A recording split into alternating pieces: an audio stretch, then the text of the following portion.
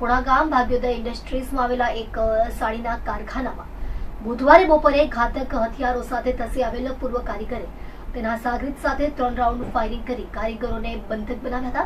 कारीगरों ने आपके खाते में काम करने के लिए मना किया था, फिर भी यह खाते में काम क्यों कर रहे हो कही मार मारी તેમના મોબાઈલ ફોન અને રોકડા રૂપિયા 10,000 થી વધુની મતાની લૂંટ કરી ખાતાનો દરવાજો બહારથી બંધ કરીને ભાગી ગયા હતા। આ સમગ્ર ઘટના સીસીટીવી કેમેરામાં કેદ થઈ છે। આ મામલે પુણા પોલીસને જાણ થતાં તેઓ ઘટના સ્થળે પહોંચી સીસીટીવીના આધારે તપાસ શરૂ કરી છે। મૂળ રાજસ્થાનના બાલોતરા જિલ્લાના નાકોડા સિનદરી ગામના વતની પુણા ગામ રોડ બોમ્બે માર્કેટ રઘુવીર ટેક્સટાઇલ માર્કેટની સામે સુરભી વિહાર સોસાયટીમાં રહેતા રામસિંહ મેહરસિંહ ભાટી પુણા રઘુવીર ટેક્સટાઇલ મોલની બાજુમાં ભાગ્યોદય ઇન્ડસ્ટ્રીઝમાં એમ્બ્રોઇડરીનું ખાતું ચલાવે છે।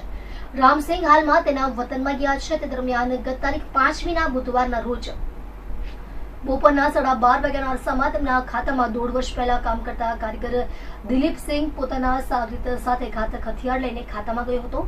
દિલીપસિંહે ખાતાનો દરવાજો બંધ કરી કાચ ઉપર પિસ્તોલથી 3 રાઉન્ડ ફાયરિંગ કર્યું હતું અને કારીગર મોહમ્મદ સમીર કમરુદ્દીન અંસારી, દેવેન્દ્ર કુમાર, दधिबल प्रसाद भारती અને राकेश सहानी ने पिस्तौली अड़िए बंधक बनावी आपको खाते में काम करने के लिए मना किया था, फिर भी वह खाते में काम क्यों कर रहे हो તેમ કહી ડરાવી ધમકાવી તમાચા મારી મોહમ્મદ સમીર પાસેથી રોકડા 300 જ્યારે દેવેન્દ્ર અને રાકેશ પાસેથી મોબાઈલ મળી કુલ રૂપિયા 10,300ની મતાની લૂંટ કરી ખાતાનો દરવાજો બહારથી બંધ કરીને ભાગી ગયા હતા।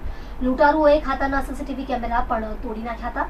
આ બનાવ અંગે રામસિંહને કારીગરોએ વાત કરી હતી, જેથી રામસિંહે વતનથી સારા દરવાજા પાસે ગ્લોબલ ટેક્સટાઇલ માર્કેટમાં કૃષ્ણા એનેક્સ નામથી કુર્તીનો ધંધો કરતા તેના ભાઈ મદનસિંહને ફોન કરી જાણ કરતા તેઓ ખાતા ઉપર પહોંચી ગયા હતા।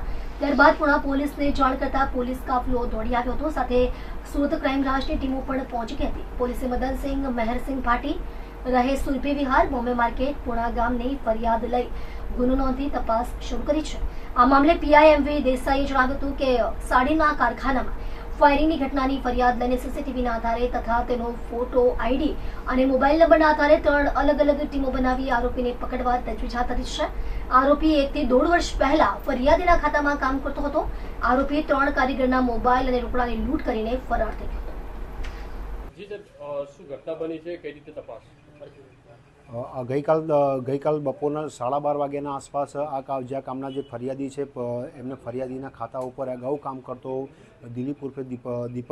દિલીપસિંહ ઉર્ફે દીપક જે ખાતા ઉપર આવેલો હતો અને અગાઉ એને જે ખાતા ઉપર ઝઘડો થયો હતો। આ કારીગરો ત્યાં કામ કેમ કરે છે એ બાબતે એને ધાકધમકી આપી અને 2 થી 3 રાઉન્ડ ફાયરિંગ કરી અને અજાણ્યા કોઈ ઇસમ સાથે આવેલો અને તેથી ભાગી ગયેલ છે। જે અનુસંધાને આ કામના ફરિયાદીની ફરિયાદ લઈ અને સીસીટીવી આધારે તેમજ એના જે ફોટો આઈડી તેમજ એનો મોબાઈલ નંબર મળેલ છે તે આધારે મહેરબાન સીપી સાહેબના હુકમ મુજબથી 3 અલગ અલગ ટીમો બનાવી અને આ કામમાં આરોપીની પકડી પાડવા માટેની તજવીજ હાથ ધરવામાં આવેલ છે।